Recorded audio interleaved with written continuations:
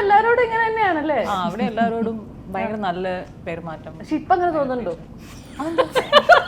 ഇപ്പോഴും അങ്ങനെ തന്നെ. നിനക്ക് ഒന്നും കിട്ടുന്നില്ലല്ലേ? സത്യത്തിൽ ചൂടാവലുണ്ടോ?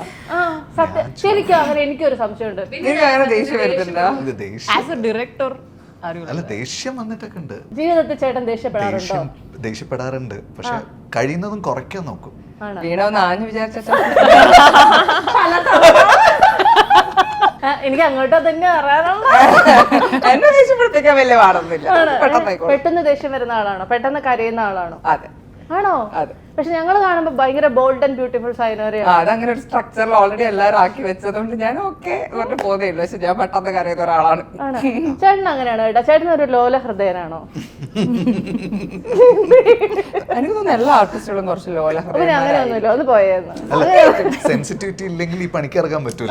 പിന്നല്ലാണ്ട് ചിരിച്ചോണ്ടിരിക്കുമ്പോഴായിരിക്കും പെട്ടെന്ന് ഒരു കരയുന്ന പാട്ട് പാടണം എന്ന് പറഞ്ഞാൽ അപ്പൊ നമ്മൾ ആ കരയുന്ന ഒരു ഇതിലേക്ക് വരും. പെട്ടെന്ന് ഞാൻ ചോദിക്കും, ഒരു കരയുന്ന പാട്ട് പാടാവോ?